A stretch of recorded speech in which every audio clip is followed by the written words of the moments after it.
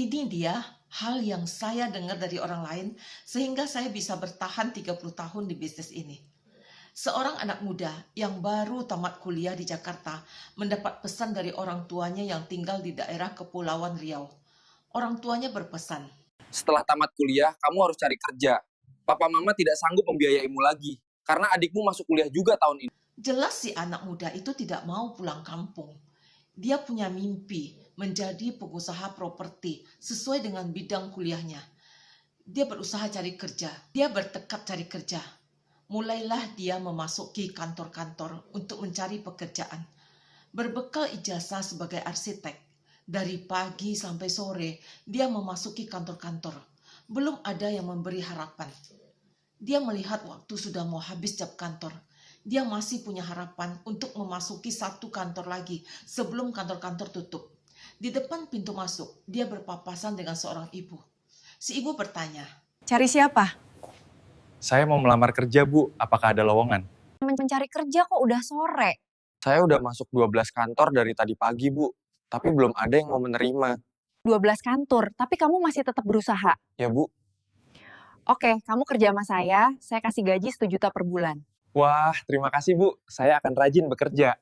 Baik, besok kamu sudah bisa mulai ke Langit, pakai pakaian rapi dan wangi. besok si anak muda datang. Ibu memberi pelatihan pada dia selama 1 minggu. Bagaimana presentasi, bagaimana attitude yang baik, bagaimana mindset positif, bagaimana memperjuangkan mimpi, dan lain-lain. Selesai training, si ibu menugaskan dia ke lapangan. Setiap hari kamu harus membuat laporan kepada saya untuk 10 kunjungan. Tempat yang paling mudah ketemu orang adalah di tempat pertokoan yang ramai. Si anak mulai pekerjaannya jam 9 keluar kantor, jam 3 balik kantor untuk membuat laporan kepada si ibu. Hari pertama dia balik kantor, dia melaporkan. Bu, saya sudah kunjungi 10 orang di toko dan ada 1 orang yang minta dijelaskan lebih lanjut. Ini data. Datanya, oke. Besoknya si anak muda keluar lagi untuk kunjungan. Jam 3 dia balik ke kantor kasih laporan. Bu, hari ini ada lagi yang minta dijelaskan ini data. Oke. Oke. Demikian seterusnya setiap hari. Dia selalu melaksanakan pekerjaannya.